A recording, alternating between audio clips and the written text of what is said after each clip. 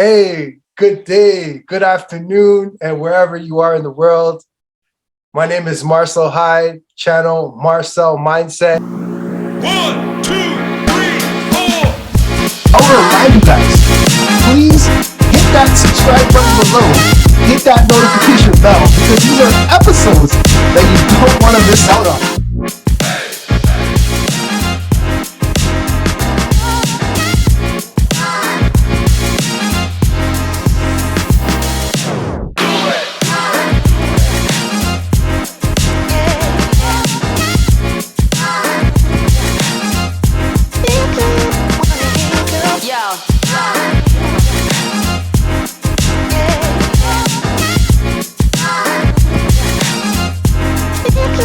For those of you out there, if you're lacking in faith, you're lacking in hope, God is there for you. God is willing to guide you and lead you and direct you. Hello, world, and welcome to another episode of Marcel Mindset TV. Remember, guys, hit that like button below, subscribe to the channel, and if you find any type of value from these podcasts that we deliver on a weekly basis, please share it to someone that you think it could help them grow. So today on the show, we're actually really excited because we have a very special guest here today. We just want to thank our guest for coming on the show because she is super busy dominating the content creation space. She's very passionate about strategic marketing. She's involved with social justice, woman empowerment, career development, and financial literacy. I'd like to introduce to the show, Reni. Hi. Wow, what an intro. Thank you so much for having me. Yes, thank you very much for coming on the show, Reni. You know what? There's not a lot of women out there as role models. So the women that come on this show, you know, it really means a lot to me because we really want to help the women out there develop themselves as well as take that risk. Because right now we live in a world where entrepreneurship is big and it's so associated with men.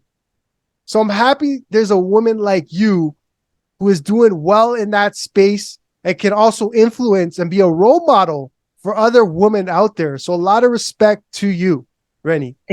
Thank you. I really do appreciate it. You're too kind. Thank you. Yes, Reni. So for our audience out there, who is Reni?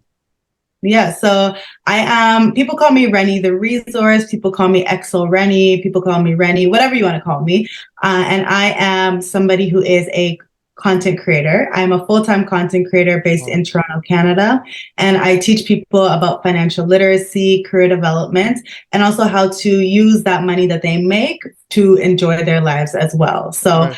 I have been creating content for almost 3 years now, and it's now my full-time job, and I really love it. And I am now a full-time entrepreneur, which is pretty cool. That's phenomenal, and congratulations to you for not only taking that risk but making that happen, because we hear a lot of people are in content creation, but you know, they're part-time or they're in content creation and they do it once a week. So a lot of respect to you, and you're gonna really want to listen to what Reni says here on this podcast because she's doing it full-time, you know. So I know you do go over financial literacy, and right now a lot of people really want to get educated on financial literacy, or they want to just start investing. Like the millennial generation is very interested in that topic. So what are some low barrier to entry investments people can make today?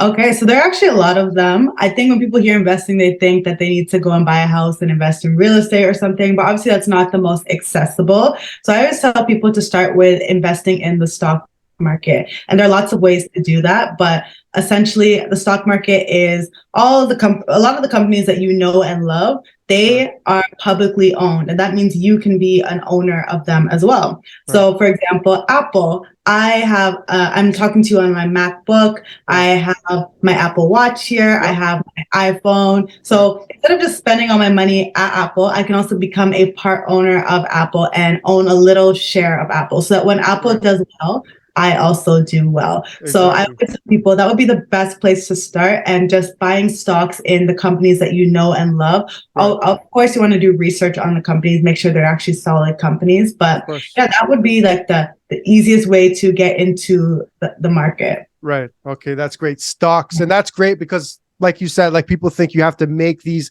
massive purchases, whether it be real estate, but you could get in with Yeah. stocks. So that's great. So, entrepreneurship, it's a trendy word right now, solopreneurship, that word's kind of flying around, but people really don't realize what it takes to actually be an entrepreneur, and growing up in a family of entrepreneurs, I kind of have that understanding, but for someone that didn't grow up in that household, they may not understand. They may say the word, but they don't really understand what goes behind it. So I want to ask you, what does being an entrepreneur mean to you? And what is the biggest difference between being an entrepreneur and working the traditional 9 to 5?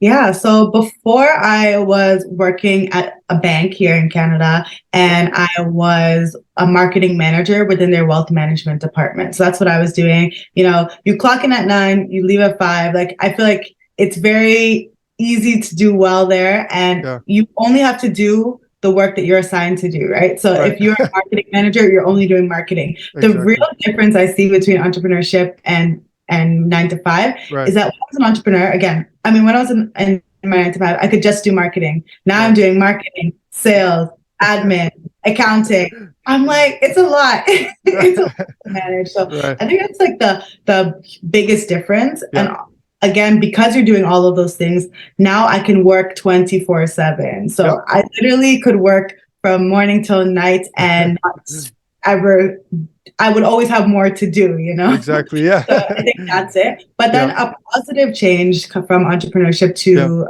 9 to 5 is that I can make unlimited amounts of money. Right. So, your 9 to 5, you're kind of capped with how much money that you make, unless you have a committed type job. But for me, I had like a typical, just here's your salary, $70,000 a year.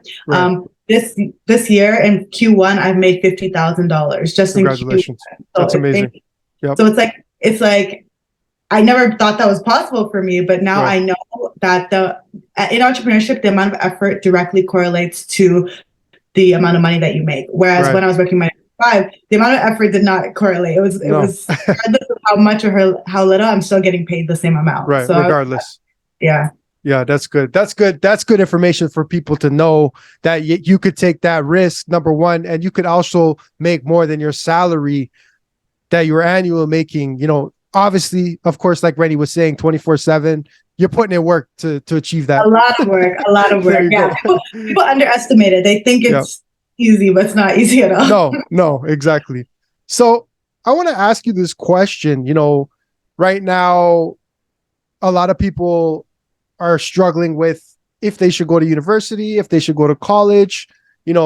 Parents are saying to their kids, if you don't go to college, if you don't go to university, you're not going to be successful.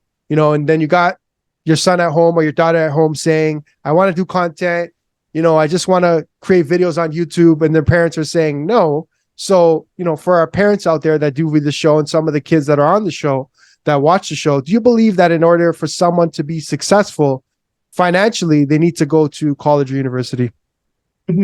I don't believe you need to go to college or university, but I do believe it helped me personally. And I can only speak from my own experience, but I think that it gave me such a great base. Like everyone always asks me, would I have just started content maybe 5 years earlier, 6 years earlier, before I went to university, before I started my full-time job? But I always say no, because everything that I did actually led me to having all the skills that helped me be a good entrepreneur. So I went to business school and it prepared me so much for this. Also, just working in wealth management, obviously I talk about financial literacy. So I learned so much and I got to basically learn all these skills while getting paid by someone else, right? So I'm learning on someone else's dime. They're paying to train me instead of having to learn by myself. So I think that university and college has a place. It's valuable. It doesn't mean that just because you go there, you'll be successful. I'll say that. But I also think it depends on the degree that you choose.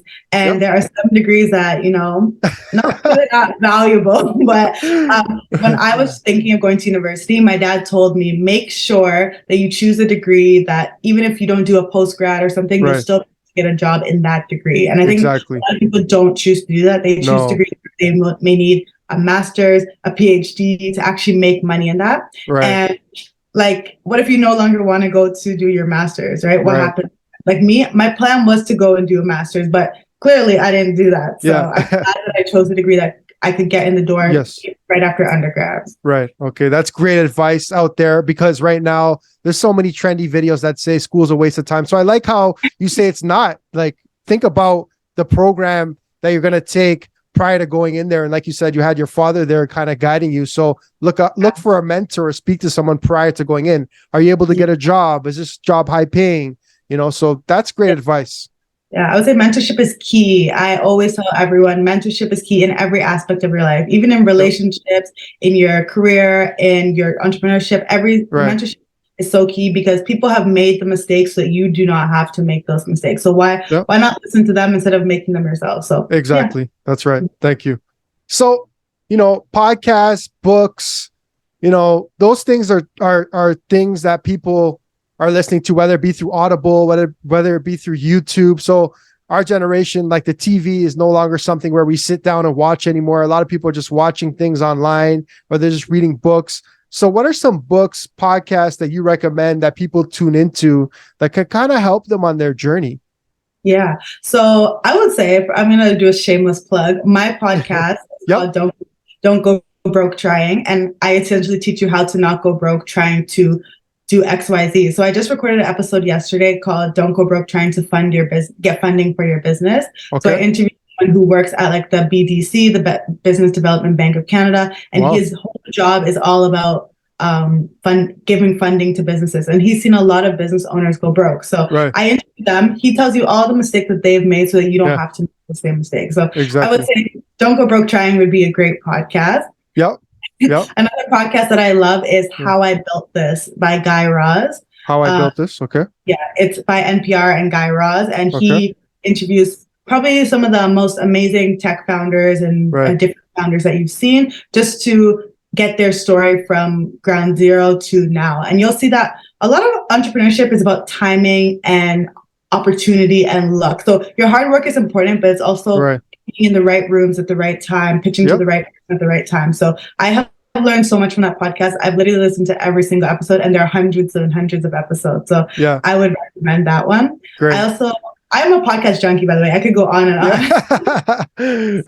Maybe a book that I can recommend is Atomic Habits. Right. So I think everyone loves this book. It's Atomic Habits by James Clear. But he is always talking, or he basically teaches you how to build sustainable habits that you'll actually stick to. Right. And if you are going to be an entrepreneur, you need to be disciplined. Extremely disciplined. Like, motivation is up and down, but discipline is constant. If you can develop your discipline, then you can be very successful. So I love that book. I read it every single year. I just reread it. Good. So those would be some of the ones. Some of the ones right there. Thank you for adding that input. Pause the show and go and subscribe to Don't Go Broke Trying. That's what I heard. That's the main one right there. All right. I would highly recommend. Highly recommend that one. Don't Go Broke Trying. We wish you the best with your journey on that podcast. Thank you. Student loans, car payments, credit card debt, a lot of people have these things, right? And some people say, let me just pay that off prior to investing.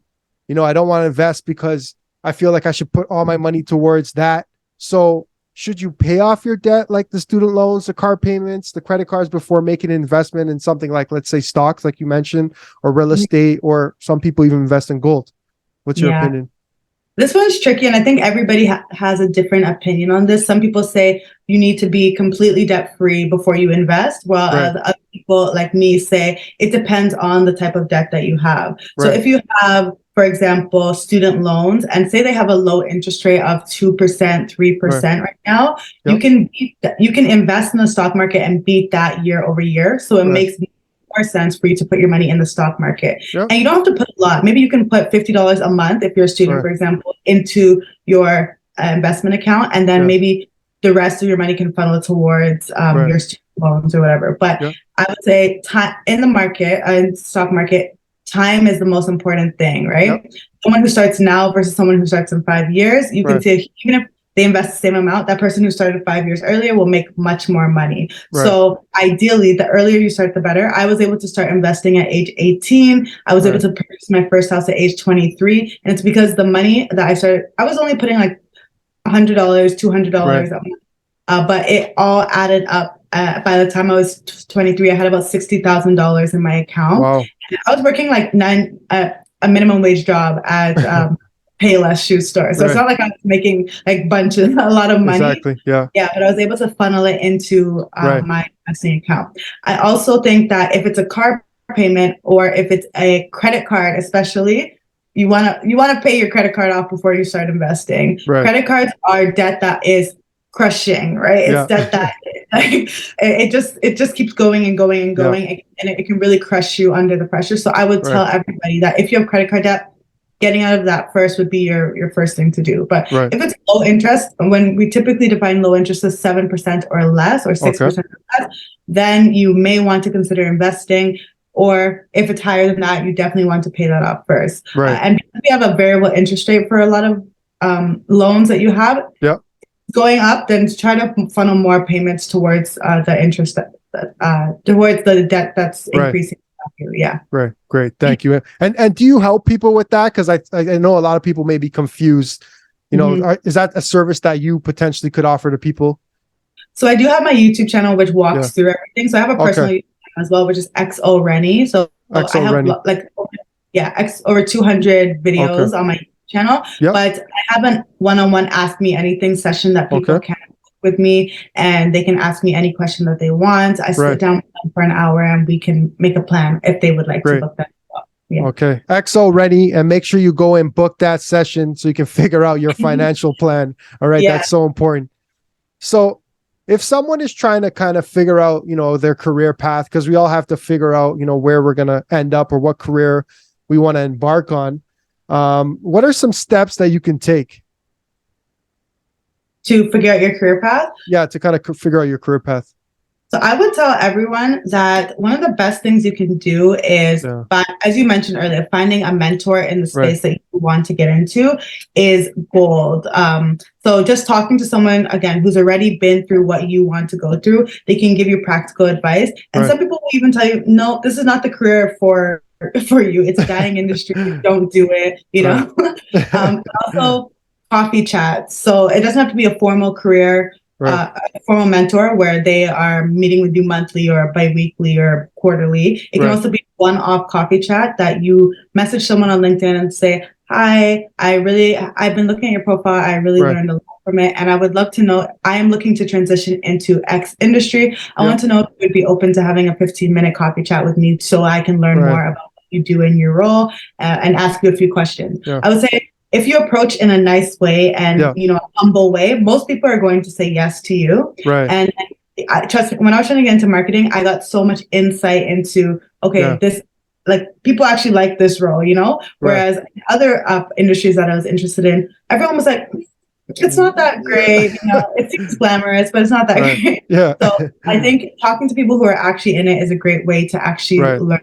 And also, a good thing about it, when you start having lots of coffee chats with people, you become top of mind for them as well. So when I was trying to get into marketing, I was basically having coffee chats, telling everyone I wanted to get into marketing. And then when there were marketing opportunities, they'd be like, oh, Reni, I know you were trying to get into marketing. There's a role on my team available. Let me know if you're interested, and I'll put your name forward. So it's a way of networking and really opening up your network in the field that you want to get into. Great. That's great advice. Thank you, Reni. You know, so you really want to make sure that you're reaching out to people in that industry, because you don't really know until you speak to someone that's actually doing it, right? It may look, like you said, glamorous from the outside, but when you actually hear from someone or you speak to someone, they may say, this is not something you really want to get into. So that's great. So, you know, entrepreneurship, like we spoke about earlier, is something that is great, you know, and a lot of people are getting involved in it, but it isn't for everyone. Entrepreneurship is not for everyone. Full-time entrepreneurship isn't for everyone. So if full-time entrepreneurship isn't for you, would you recommend like side hustles? Yes. If you want to, honestly, like, I think that, again, we've glamorized entrepreneurship a lot. We've glamorized even side hustles, but if the goal is just to make money, then Right. there are lots of ways to make money outside of having like a second job or a Right. small business. Yeah. There's 7 different streams of income. I have some videos on this on my channel, but Wow. you can start again investing in the stock market. There's so many ways that you can make money outside of actually starting a new business. So I would say side hustles are good if it's something that you're passionate about, but you don't want to go into it full time. Definitely great. But also, we don't have to monetize all of our hobbies, because I think that's the problem. A lot of people are monetizing their hobbies, and then when they actually monetize it, they're like, I don't want to do this anymore. It's taking the fun out of it. So yes, you can get side hustles, monetize what you're good at, but sometimes, look for other ways to make money. Again, investing in the stock market is the perfect way to start making money for yourself. And again, it diversifies your streams of income so that you're not just reliant on your 9 to 5, but if something happened in your 9 to 5, you have these other sources of income that you can rely on. Right. That's great. And you said you have the 7 ways to earn income. Is that on the xoreni channel? Yes, it is. And I also have an episode on my podcast about it as well. But yeah, I have them on both. I think the one on my channel, I actually deep dive my 6 or 7 streams of income that I have. So you can check that out on my channel. Okay, perfect. I can email you the link if you would like. Absolutely. Absolutely. I need to go through that myself. So, how important is it to have a personal brand, and what are some ways people can develop a better brand?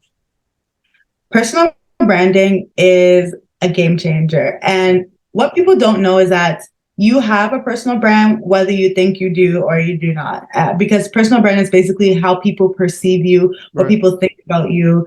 If I say the name Marcel, what are the first 3 things that come to my brain? It could be good, it could be bad, but the goal is for us to dictate what that is for people. And if you haven't been intentional about your personal brand, then you don't even know what people are currently thinking about you. So I would say it's incredibly important. When I wanted to be known as the finance girl, or the YouTuber who talks about finance, I was very intentional about that. Like, everything I was posting was about finance. I was posting on all the platforms, and everything that I did, from the way I dress to the way I act on social media to this, that, everything reflects who I want to be. So I would say it's extremely important, and it gets you, the reason it's important is because it gets you opportunities. I do not pitch myself for any, in the last 3 years, I haven't pitched myself for any brand deals or anything, but every single year I've had brand deal after brand deal after brand deal coming to me, because these businesses and large organizations like TD Bank, like Wealthsimple, like Simply Financial,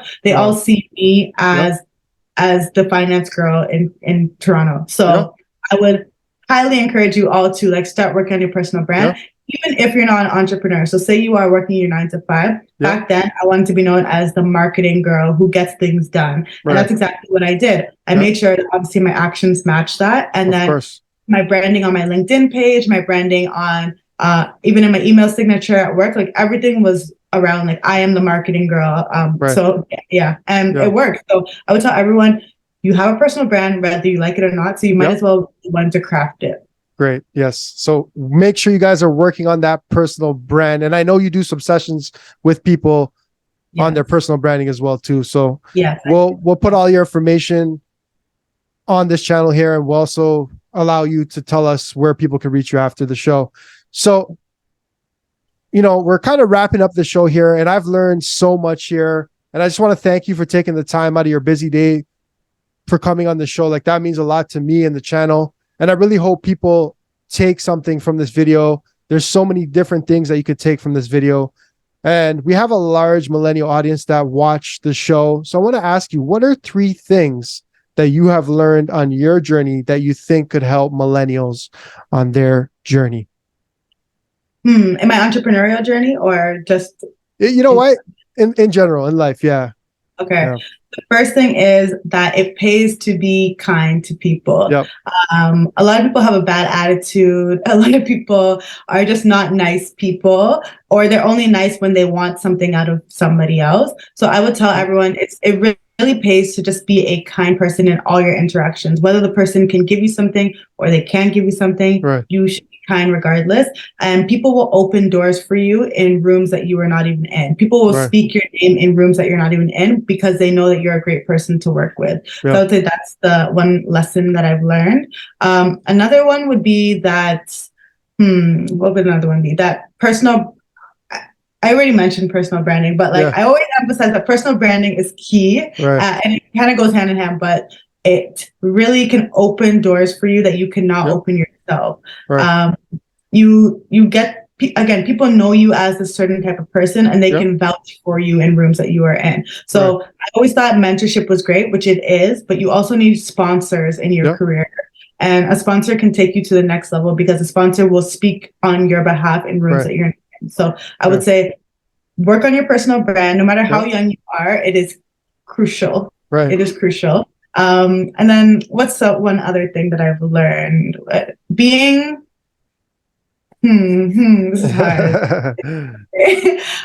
One more thing I've learned is being easy to work with is another thing that a lot of people overlook. Like a lot of brands work with me. Maybe my content isn't the best. Maybe I don't have the highest quality videos. Maybe this, but because you're easy to work with, they will come back to you to work over and over and over again. So if you can be someone who is easy to work with and also someone who's coachable, like having a growth mindset where you are always looking to grow and, you know, learn more, people will love to work with you. So those would be some things I've learned along my journey. That's great. So pace to be a kind personal branding is key, and be easy to work with. Here on the show with Reni, thank you again for coming on the show. How can people reach you? Like, they need to get in contact with you today. They need to start heading you up. They need to go on your website. They need to watch your YouTube channel and all your content because you're providing so much value. So how can people reach you? Yes, thank you for having me, Marcel. I really appreciate the opportunity to speak to your audience. You can all find me on all the platforms, really, but Instagram and YouTube and TikTok are my major platforms that I use. You can find me at xoreni, that's XORENI. You can also find me on my website, which is renitheresource.com. And then if you want to book any session with me, all the links are either on my website or in my bio on Instagram. And lastly, season 2 of my podcast, Don't Go Broke Trying, is coming out. It comes out the first week of May. So I would love you all to come and listen to it. I have been doing it for a year now, and we're coming back for season 2. So I'm really excited to come and talk to you all about how to not go broke trying to live your best life. This season, we have guests that will be talking about how to not go broke trying to become an influencer, don't go broke trying to invest in the stock market, don't go broke trying to start an Airbnb business. So we have some great topics this season, and I'm looking forward to sharing them with you all. That's phenomenal. And I'm looking forward to getting on the Don't Go Broke Trying right now and listening to the episodes there. And then the new season that's coming out as well. I'm going to plug into that. So thank you again for coming on the show. Thank you for having me. Remember, guys, subscribe to the channel, hit that like button below. And if you found any type of value, and I mean, there was a ton in this episode, make sure you go out there and share it to a friend that you think it could help them grow. Again, Reni, thank you. And I wish you nothing but the best on your journey. Take care. You. All right. Thank you. Bye.